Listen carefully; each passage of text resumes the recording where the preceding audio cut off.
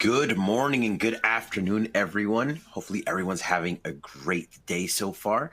So here today, we're going to talk about some amazing things. We're going to talk about Windows Server, have a couple of questions for you, and go over some great things and also have a Q&A portion today. But before we start, I'd like to introduce myself. My name is Josh Rodriguez. I am the Device Partner Master Trainer for the US. And along with me, I have one of the most amazing people, and that is the great Stephen Bernard, who is the Microsoft OEM Windows Server Senior Sales Specialist. Stephen, would you like to say hello to everyone watching? Hello, everyone. Glad you could join us today.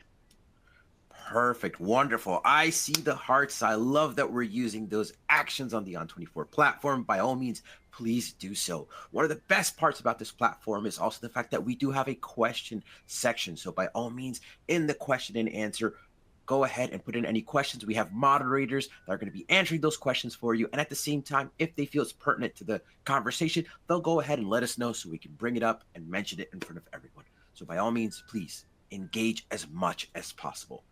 And speaking of engagement, I want everyone to know that you can actually get started with Microsoft Expert Zone. Expert Zone is absolutely fantastic. By all means, scan the QR code, get yourself certified, and show everyone on LinkedIn that you are amazing. I mean, we know you're amazing. Let everyone else know that you are absolutely fantastic. Get those badges, get those certifications, and let everyone know. Now, before we start, just want to make sure everyone knows we're going to be talking about Server 2025. But I did have some questions, so let's see how we do. All right. Question number one. Let's see how we do. Stephen, I have confidence in everyone watching. What percentage of your customers are obtaining Server 2025? Is it A, 50% or more, B, 25% or more, or C, less than 25%? All right, go ahead. Let's take a look. We'll give it a couple of seconds. All right. Okay.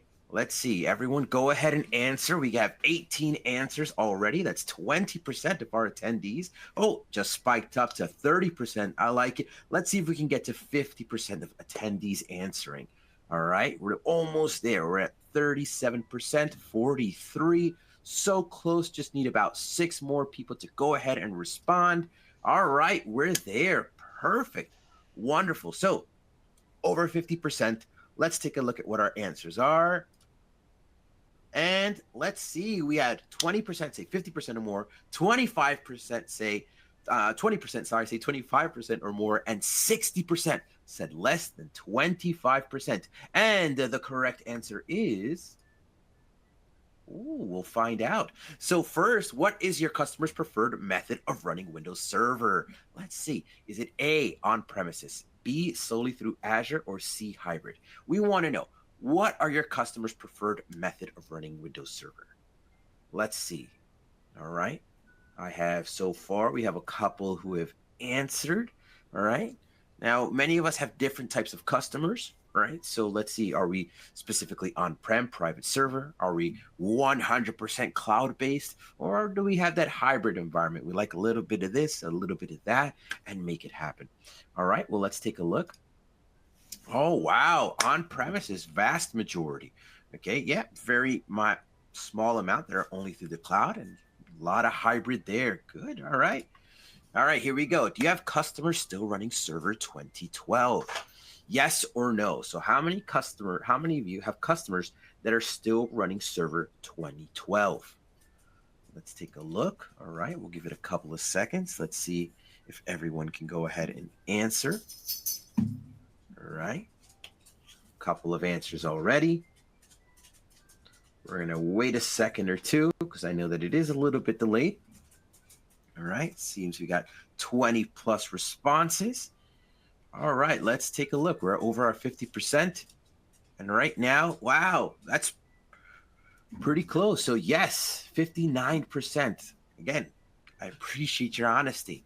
But we want to make sure that yes goes all the way down, right? And we want that no to be a lot higher. So that's great. Perfect. Thank you all for your engagement answering those questions. By all means, please, again, go ahead and answer in the chat. But we're going to get started, okay? Because we know we're going to be talking about Server 2025.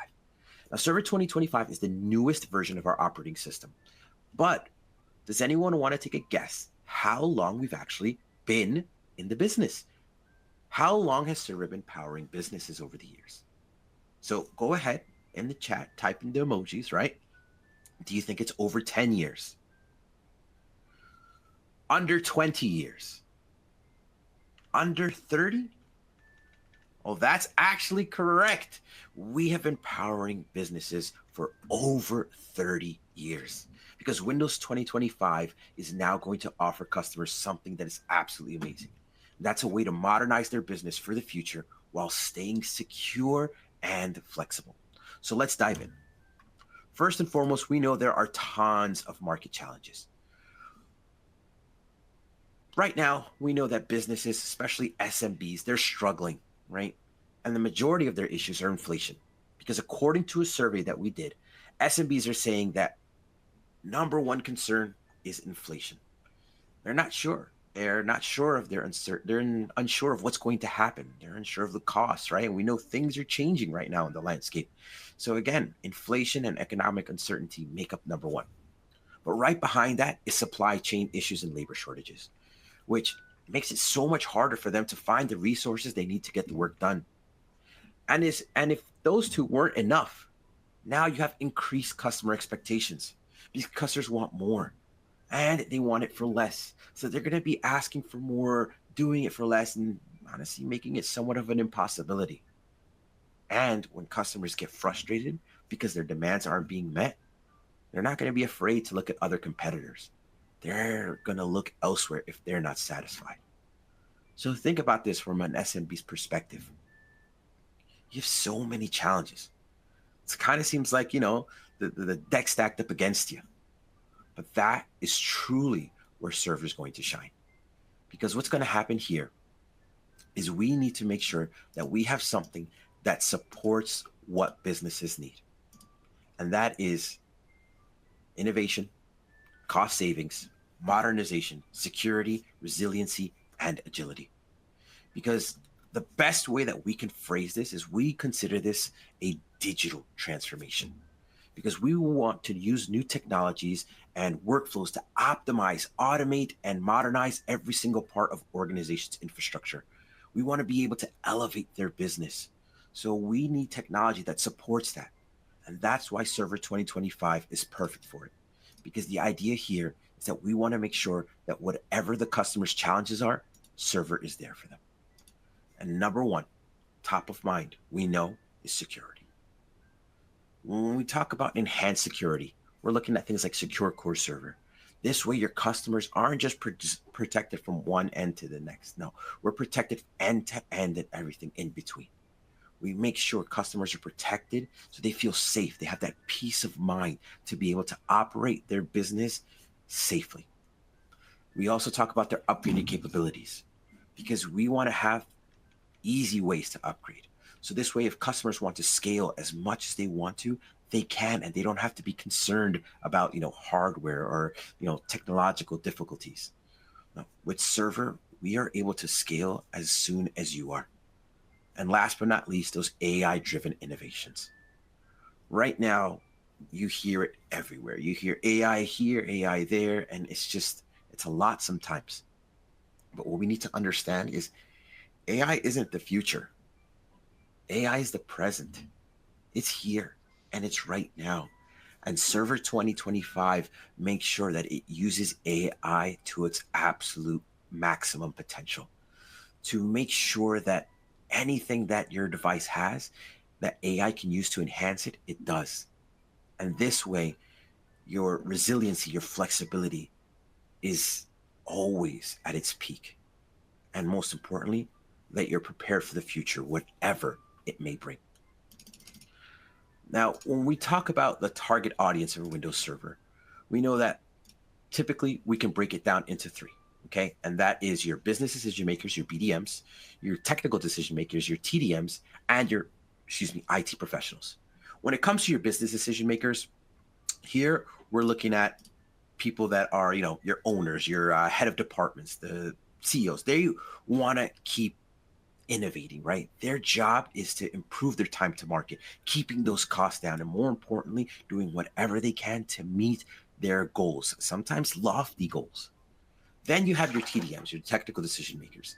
These are like your, CIOs, your chief information officers. They're far more interested in how Server 2025 can meet their security and their compliance needs. And they're looking for ways to innovate and reach their business goals as well. But most importantly, they want to do all of that while keeping their costs down. And last, of course, you have your ITPs, your IT professionals.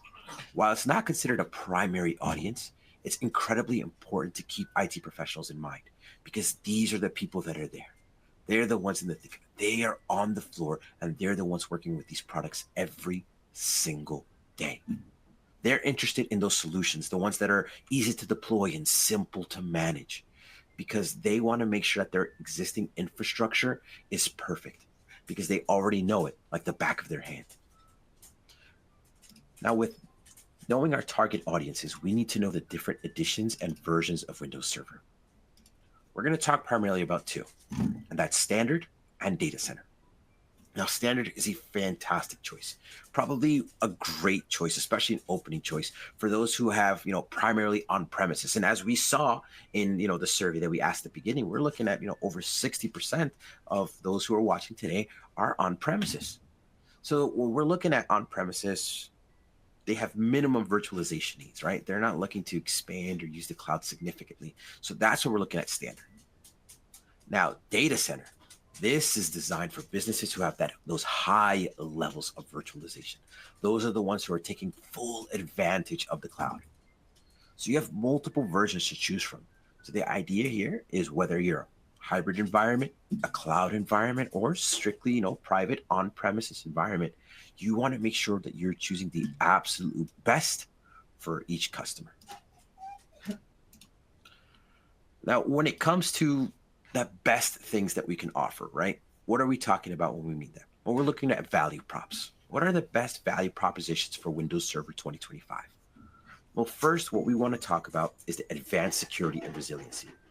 We know there are multiple features that benefit, like secure core server, enhanced ID protection, and rebootless updates. We'll go over it more in a little bit. But Server 2025 is perfect for those type of environments. And then our second feature is that high performance infrastructure. We want to be able to improve that performance. And we do that by staying cloud ready and flexible with those hybrid capabilities. And this allows us to bring those cloud advancements, those innovations, and that versatility to server. Excuse me. Now, the best part about Server 2025 is it also supports high performance infrastructure. So that allows us to have those, that great efficiency and that power for those business critical workloads. Let's go over this more a little bit in detail. Excuse me 1 second. I'm just going to take a quick sip.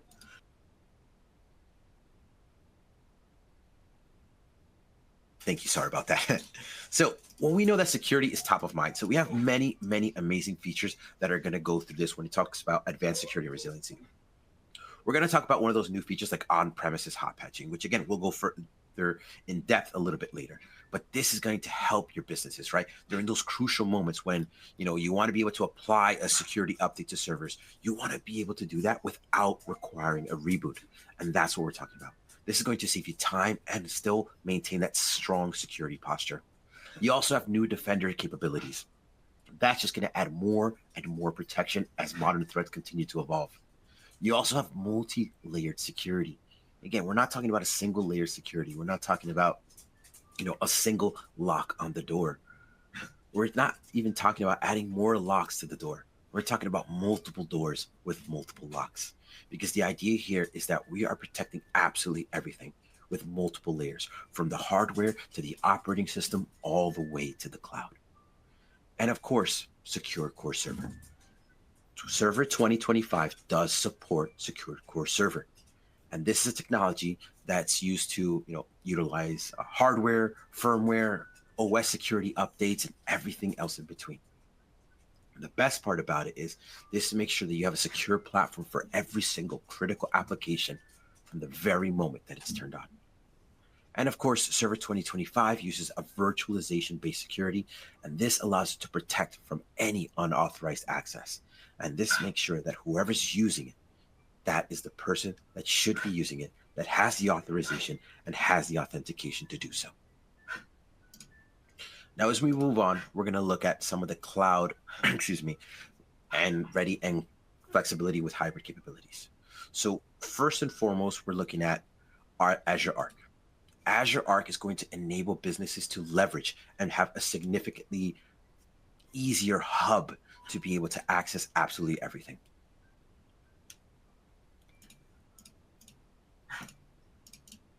The second part about this, is the Windows Admin Center. This makes management incredibly simple and easy to use with a centralized one-stop hub. So this way, whether you're on premises or in the cloud, you have access to absolutely everything easily. You also have Azure Monitor, which is going to provide that great analytics. So this way, if you have any issues with your server management, if you want to see numbers, see statistics, and have those analytics to help you optimize and improve the performance, you can do so. And of course, you have those hybrid services tool. This makes it incredibly easy to find and implement anything that has to do with Azure, all those Azure services. And the best part about it is it's both on premises and in the cloud. You also have seamless management of all the aspects when it comes to hybrid server environments, whether it's storage to virtual machines and beyond. This is truly what makes it better, because now with your virtual machines, you're able to use them in conjunction with absolutely everything else and have easy management. No need to manage one at a time. You'll even be able to manage multiples. And then, of course, we have your high performance infrastructure.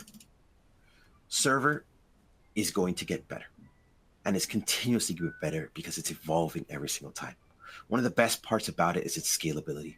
It's going to have enhanced VM memory, extended hardware support, and so much more, to the point where businesses are going to be scaling as much as they absolutely want to. No more restrictions, no need to, lower it down or slow down. No, go as fast and honestly as high as you want to. You also have enhancements in storage, which makes migrating to Server 2025 easier and faster than ever. And most importantly, Windows containers are going to keep those applications running fast, and you have that software-defined data center capabilities. Like we said before, it also is going to come in multiple versions, which makes life easier because you're finding the best thing for your customer. Now let's take a few moments to talk about how Windows Server 2025 integrates specifically with Microsoft Azure. Because by doing that, it's going to create new opportunities for absolutely everyone in the process. First, what is Azure? Well, if I really wanted to answer that in full, it wouldn't be minutes, it wouldn't be hours. It would honestly take days and even a month or two to completely describe what it does. But to simplify, Azure is a cloud platform that enables businesses to store data, run applications, and assess computing power, all without having to maintain physical servers. So by using Azure, it's going to save on hardware costs, scale operations, and manage resources, efficiently. However, it's not for everyone, right? As we saw before, many of our customers and clients are still using private servers or on-premises locations. So what are the benefits of using Azure? Well, one of the biggest ones is called Azure Arc, because Azure Arc is a bridge. It's a bridge between Server 2025 and Azure. And what it does is it extends those Azure capabilities to their Windows 2025 server infrastructure. We're going to take a look at it and some of the benefits on the next slide. So here are the business benefits. First and foremost, Azure centralizes management across on-premises, edge, multi-cloud environments, absolutely everything through a single Azure portal. Now, what does this do? Well, this simplifies operations and governance, because instead of having to use multiple applications and multiple things going from here to there and trying to cross-reference, and you can get lost in the weeds. This is allowing you to do it all from a single unified hub. And this is going to improve your efficiency and your consistency across your entire infrastructure. You also have Azure Arc, which is enabling customers to take advantage of Azure's powerful tools and services, because there are so many tools and services on Azure. And honestly, they are absolutely fantastic when used, depending on the business infrastructure and environment. The best part about it is, I'll give you an example, right? Azure Arc enables hot patching, okay? And that allows you to apply the security updates without a reboot, again, even on an on-premises devices. And with Azure Arc, you're able to apply consistent security policies across all your servers. So regardless of their location. So things like Azure Policy, Azure Security Center, things that are going to ensure compliance and protect against those threats. You're able to apply that regardless of their location. And of course, you're able to smartly manage your resources as well. Now, this makes sure every workload is distributed and scaled based specifically on demand. So this way, everything works smooth and you're not overspending, over provisioning, or underutilizing ever again. And finally, Azure Arc is able to have consistency in application deployment. So we know that constantly developers are building applications, but when they build it with Azure, they're able to run them on Windows Server. This means customers can create, develop, and deploy applications seamlessly without needing to adjust anything specifically on server location. Now let's take a look at licensing and sales. So we know that there's not going to be incredibly comprehensive overview of the topic, but we just want an introduction into some of the terms and conditions that you're going to be knowing before making those sales. And we'll start off with the anatomy of a physical server.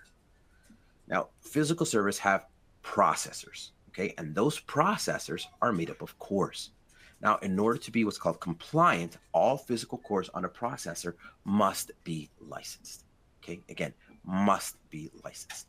And each processor has a minimum of 8 cores that must be licensed. So in addition, each server has to have a minimum of 16 cores.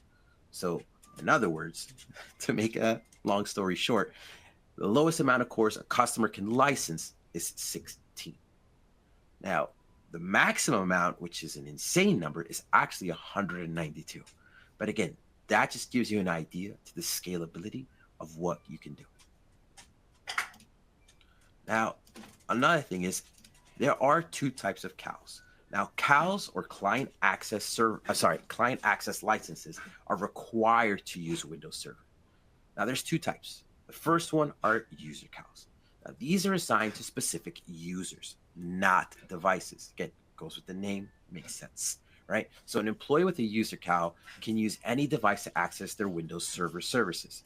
So again, the CAL would be assigned to Josh or to Steven, okay? Now, outside of that, okay, there are device CALs. Now, device CALs are the complete opposite of user CALs. They're assigned to the device itself and not the user. So for example, a device with a device CAL assigned to it can be used to access Windows Server by an unlimited amount of people. So typically, the more user CALs there are, the less device CALs there are, because user CALs are more appropriate in situations where, I don't know, employees are going to be using multiple devices, right? Whereas device CALs are better suited for environments where there's devices that are shared by multiple employees. So again, user CALs assigned to a single user, unlimited devices, device CAL, single device, unlimited users. And another little note, Server 2025 CALs support all previous versions of Windows Server.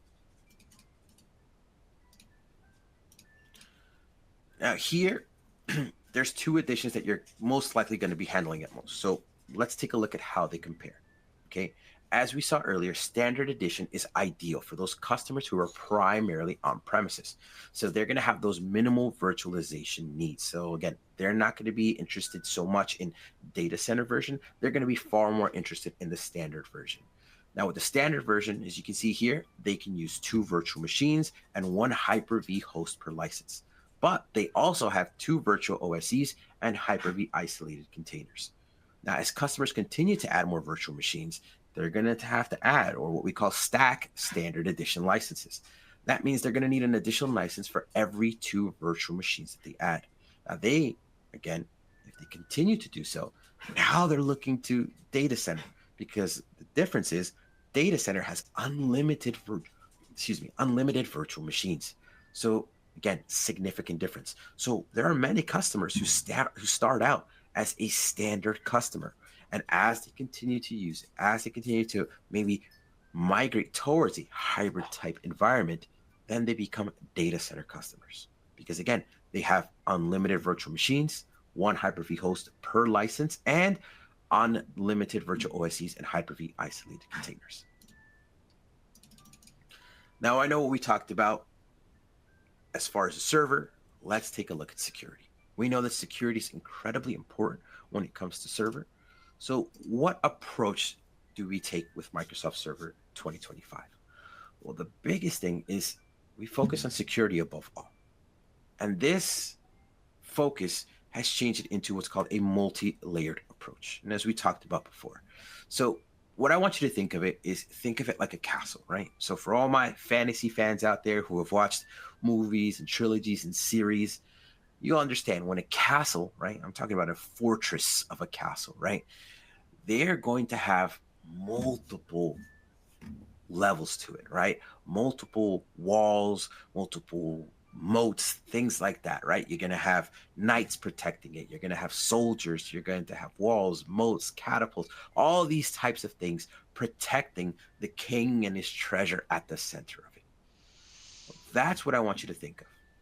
Think of it that way, right? Because a multi-layered approach in terms of security is like what we said. It's not just a single door and more locks. It's multiple doors with multiple locks on each door. We are built with reinforcement and protection at every single layer. So this way, the hardware and the firmware and the operating system and everything else in between, even into the cloud, is protected. And this way, as threats continue to evolve and change and expand, so does Microsoft Server 2025. It will make sure that even if someone tries to break in, they're not getting through the front door. Now let's talk about Secure Core Server. Now, when we talk about that multi-layered approach, we're starting at the hardware and the firmware levels. So Server 2025 enables what's called Secure Core Server capabilities on eligible hardware. So it offers the highest degree of protection to help against those firmware level attacks. We start off with things like TPM 2.0. Now, TPM 2.0 securely stores encryption keys and checks the system's integrity when booting up. This way, it ensures sensitive data is kept protected and safe from unauthorized changes. And that can be detected right at boot. So we have something called System Guard, and that verifies that the server only uses trusted software from the startup. So this prevents like malicious code, all those kinds of things that are trying to launch unexpectedly. System Guard is able to stop that. It also continuously monitors the system for any suspicious activity that may happen after the servers are up and running. And it creates a hardware-based root of trust, right? It acts as a solid foundation that ensures integrity and security of the entire system. So when speaking to our customers, let them know that by investing into updated hardware, into updated software, and things like Windows Server 2025, they're able to have peace of mind knowing that they have the highest degree of protection from the very moment that they power their device on. So now I want to talk about some of the, newest or updates to Server 2025. These are the three. If you're going to take any three things away, these are the three that we want you to talk about. Okay, first, we're going to talk about on-premises hot patching. So this is a little bit new to Windows Server 2025.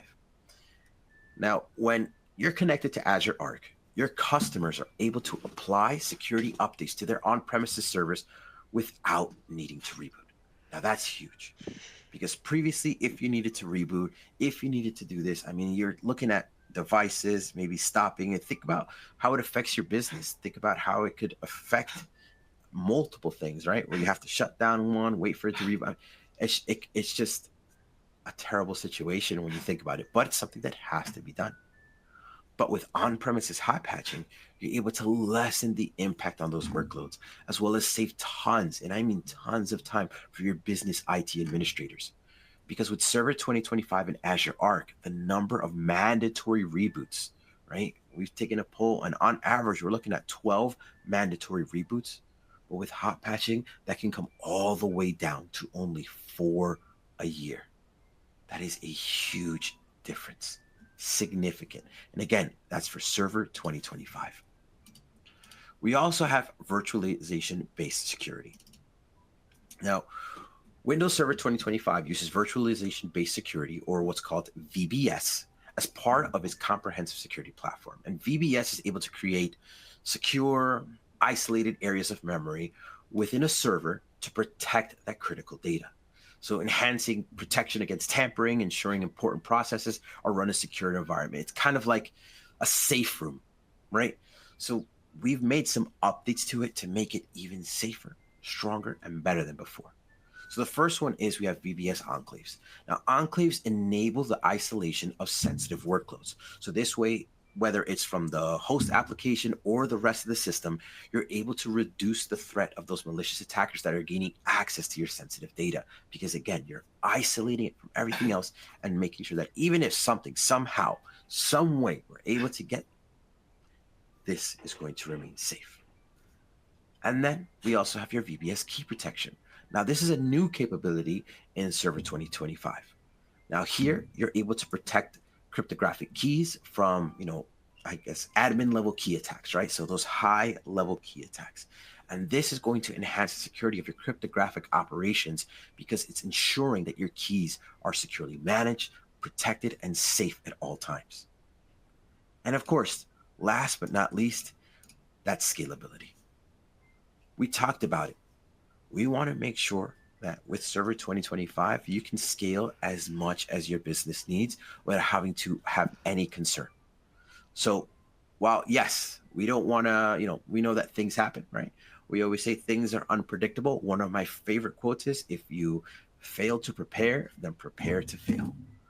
That won't be the case with Server 2025 because you will be prepared for anything. You won't need to predict the unpredictable, because Server 2025 allows you to scale up your infrastructure however you see fit.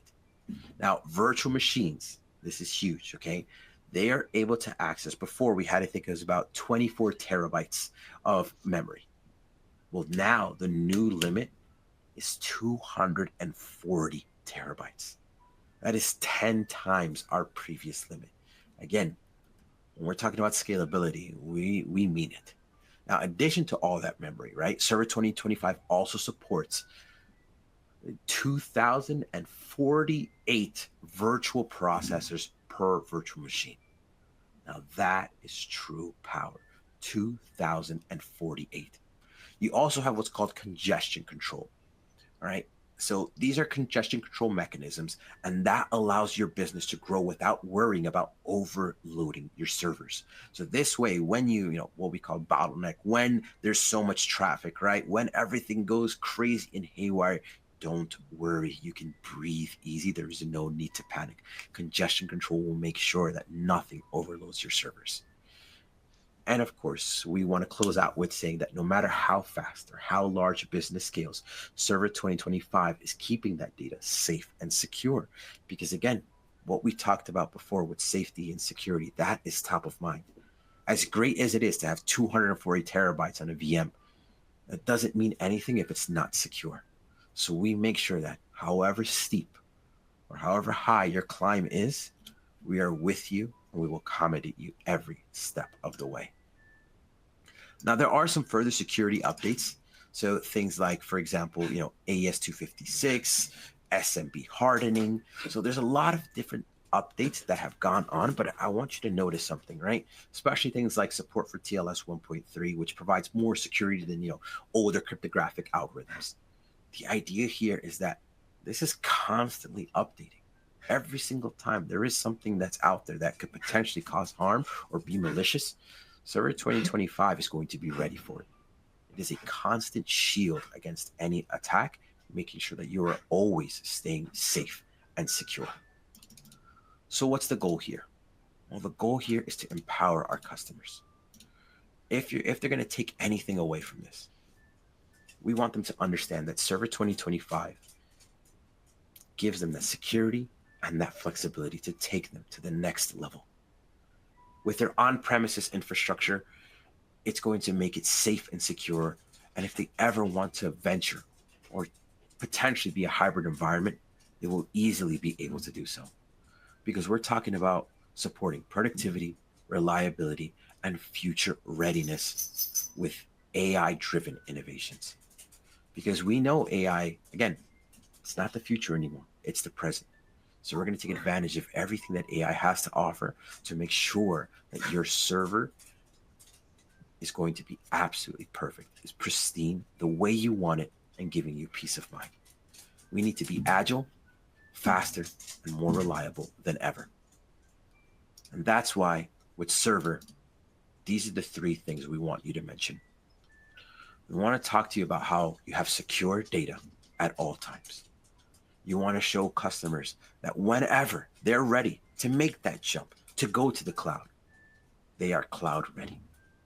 And last but not least, that they're able to improve their agility, no matter where they are, no matter what they're doing, straight with Server 2025. Thank you all so much for being a part of this presentation. From here, I actually want to remind you that you can learn so much more at Expert Zone and have an absolutely great time letting everyone know, again, that you are absolutely amazing. Now, from here, I'm actually going to hand it over to Stephen Bernard to close us out. Hello, everyone. The We can Windows hear you, Server, Steve. okay. Windows Server can be fulfilled through different methods, and we have several reps and teams that can help you with licensing, SKUs, and differentiate between the different licensing methods. Microsoft OEM Windows Server is my niche. OEM and OEI are acronyms for Original Equipment Manufacturer and Original Equipment Installer. Unlike CSP or open license, this is a stock product, just like any component like RAM or a motherboard that you would use to build a server, and in fact, it becomes a part of the server that it is installed on. Anyone can obtain it for a new installation, whether they're building a server or simply installing a server license on an existing server or a manufacturer server.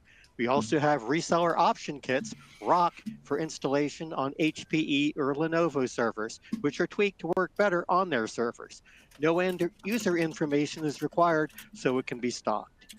Our cloud team handles almost all Microsoft software, including Windows Server. If you're not a cloud provider transacting CSP with us now, reach out to this team for assistance. Through CSP, you always obtain the latest version of Windows Server, but unlike OEM, which comes on DVD, it's a download with the option of downloading and installing previous versions of Windows Server, which you can't do with OEM. When I mentioned that CSP, you can get almost all Microsoft software. One exception to that is Windows. You can't get full Windows licenses through CSP, just upgrades. Our Azure specialists can help with Azure, of course, as well as Azure Arc, which Josh talked about, Azure Virtual Desktops, and something we haven't discussed here at all, Azure Local, formerly known as Azure Stack HCI for on-premise environments. And last, but certainly not least, while perpetual open business, open license SKUs transitioned to the CSP model, Microsoft still offers open value with software assurance. Software assurance provides many benefits, with the most notable being upgrade rights while active.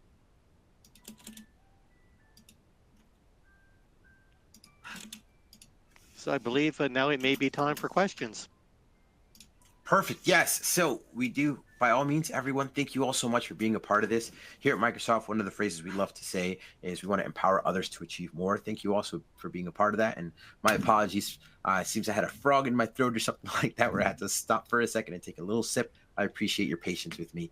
If you have any questions, by all means, go ahead and type them into the Q&A. We are here to answer them. I'm going to read a couple that we have. And then, Stephen, is it all right if I pick your brain and we can answer some of these live right here? Yeah, I'm more of a licensing expert than a technical expert. Anything I can answer, I certainly will. Perfect. So I do know the answer to this, but I have a question that says, can we upgrade from 2012 to or 2016 straight to 2025 standard when it comes to server? So you want me, I can take that one. So yes, you absolutely can. However, there are some considerations, some things that you have to think about, because if you were to tell me yes, straight to, absolutely you can. However, when it comes with it, it depends on the system that you have. So whether it's, a clustered system or a non-clustered system. So you technically can, but again, if you're in a clustered environment, then you do have to do it one at a time. Whereas in a non-clustered, I think it's up to, I think it's 3 or 4 at a time that can be done. And then you also have the migration option. So if it's something that can't be done, then you can migrate your data to a new server installation. But it is possible. So I'm just going to say we answered that one live. Perfect. All right. So let's hear. All right. So you can have more memory and processors on a VM that is physically on a server. Technically, yes. So I'll explain how that works. So we were specifically talking more for a cloud-based. So if you're cloud-based, right, if you're using virtual machines, you can use, upwards of, I know we had some virtual machines that are just absolutely insane in terms of their power and what they can do, and especially the data. So that's absolutely insane. Okay, Larry says, thank you. Excellent presentation. Thank you so much, Larry. Greatly appreciate that. All right. Let's see. Next question. Sorry. In Azure, what are the reservation discount levels? So, Lance, that's a great question. Now, unfortunately, we can't go into specifics about that because it does depend on, what kind of subscription you have with Azure, company, information. So there's a lot of different factors that go into that.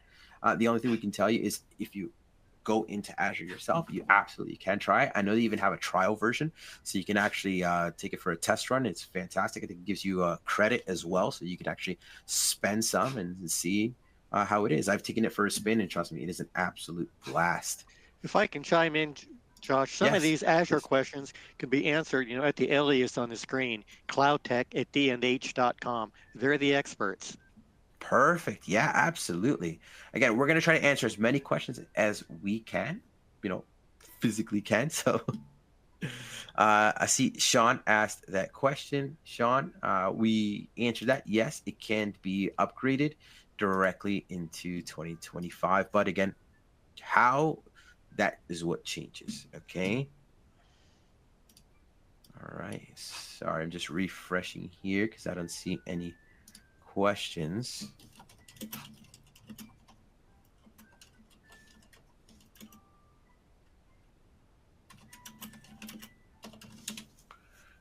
Okay. So, one of them just popped up and it says here, does Windows 2025 integrate WIA with RDP? Now, I'm going to assume by WIA, you mean Windows Integrated Authentication, and RDP is Remote Desktop Protocol. So, yes, it does. So, it does support it. Basically, that means your users can log in without using their existing credentials without needing to enter passwords multiple times when they're accessing it. So yes, it 100% does integrate it. And I think when you're setting it up, you have to make sure that your AD and your group policies are configured correctly. That would be the only snag that I could think of. Perfect. All right, just clearing up. All right, Dan Tanner says 2022 is going end of sale soon, so we'll have to. Yes, that is accurate. Just like we know what's happening with Windows 10. So If I can, big... if I can elaborate Please. on that, again, my niche is Microsoft OEM. And because OEM comes on DVD, right now you can obtain either Windows Server 2022 or Server 2025 through OEM. And through OEM, Server 2022 does indeed go end of sale on September 30th. And we will continue to sell it while we still have inventory. However, you can always obtain Server 2022 by obtaining Windows Server 2025 through CSP or open license, which does allow you to download and install previous versions. So if you have a customer with applications that may not be certified to run under 25, by all means, CSP and open value may be the correct route. Perfect. Thank you. Great answer, Stephen. I also see another question that says, does Azure support 2003 server? It does not. I believe we ended support for server 2003 in 2015. Correct me if I'm wrong, Stephen, but I believe that's the date that it ended. So unfortunately, it does not. Now, can you still run it with limited support? Possibly, but at that point, if you're using 03 server, strongly recommend you upgrade that. Okay. Just like the polling question earlier, where a lot of people still have customers running Server 2012, I can't emphasize enough the security risks they have when running Server 2012. That's a good opportunity for you all, to get more revenue by, refreshing their hardware and software. Last statistic I heard was something like 67% of customers, cite security enhancements as a focus for them. So that's a good place to start. Perfect. I see another question that says, does Windows 25 offer, I'm assuming Server 2025, offer any integration or connection with AAD? Yes, it absolutely does. Now, Azure Active Directory is no longer known as Azure Active Directory. It is now Microsoft Entra ID, but it does. And I know that has things like, Azure Arc integration, SSO or single sign-on, as well as more flexibility in terms of the protocols and authentication. So things like text, email authentication, as well as biometrics and things like that. Perfect. All right. Trying to refresh to see if we have any other questions.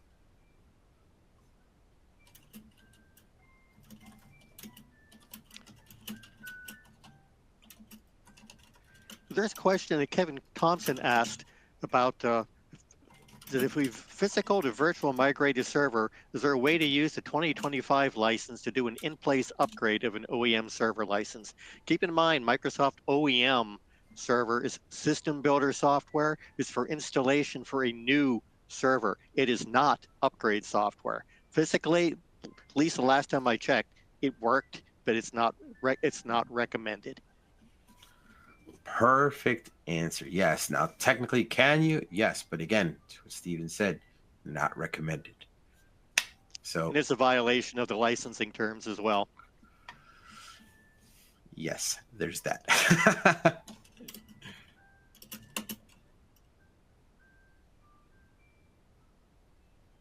I'm not sure I understand the question about if you are an MSP, is Microsoft going to eliminate this in the future? Yeah, I just saw that one pop up here, and I believe MSP means managed service providers. Now, they're not going to be eliminated. I know that there are some updates and changes being made to how they operate. So, for example, one of the ones that we constantly deal with is CSPs, cloud solution providers. Now, I know that their model and licensing structure have shifted a little bit, but no, they are not being eliminated at any point as of right now.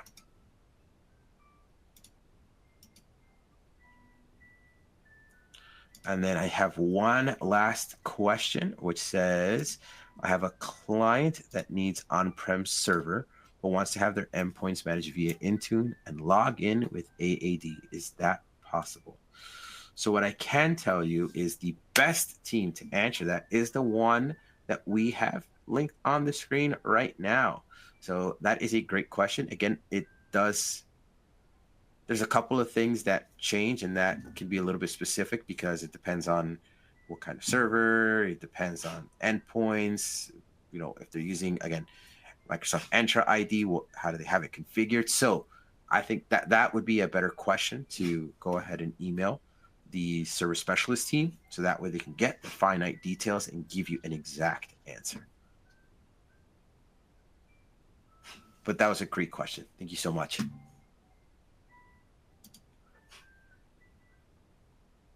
Okay, perfect. And I'm just trying to make sure that that all the questions that we can answer have been asked.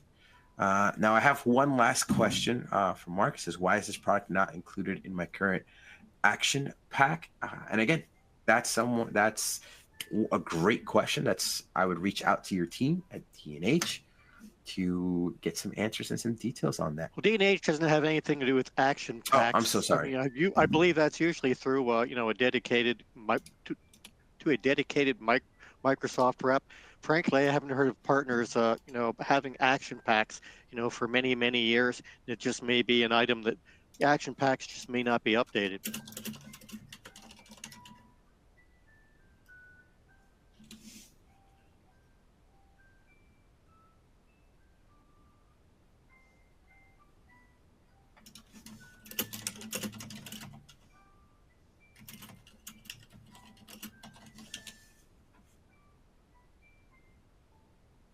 So I have one last question. Well, another question right here from Walid. Walid Wardak that says, can we have two FA Win Server 2025? I'm assuming you're talking about two-factor authentication, or which has changed now to MFA, multi-factor authentication. And yes, you can. So you can have it for, RDS services or remote desktop services and have integrated with that Microsoft Entra ID. So yes. So, yep, we did get confirmation from everyone that Action Pack has been retired as of this year, and someone says that it is still valid, but the last year it can be purchased and renewed. Yep, it seems that is the consensus, that it is going away this year.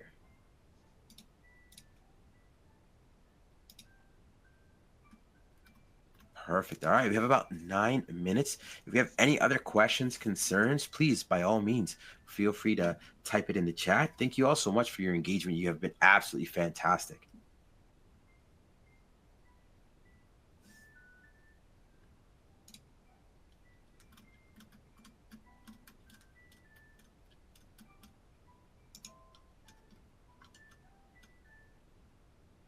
Okay. I don't see any questions yet. If that's the case, Stephen, any last words or anything like that for the team? I want to thank everyone who attended the webinar. Again, my name is Steve Bernard. I'm the Microsoft OEM Windows Server Sales Specialist. For questions on Microsoft OEM Windows Server licensing, SKUs, quotes, how it differs from CSP, Azure, Open Value, reach out to me at Microsoft OEM at dnh.com. I'll tell you all that I have over 20 years in the reseller channel myself, and I know what it's like to try to find SKUs, online, especially when abbreviations are different. So I do have a reference spreadsheet with all of our physical inventoried OEM and ROC Windows Server SKUs, along with some guidance on how to license it. If you'd like that, reach out to me at Microsoft OEM at dnh.com, and I'll gladly send it to you. Perfect. Thank you, Steven. So if that's the case, we don't have any more questions. Thank you all so much for being a part of this webinar. Again, from myself, Steven, and the rest of the team, thank you and have a fantastic rest of your day.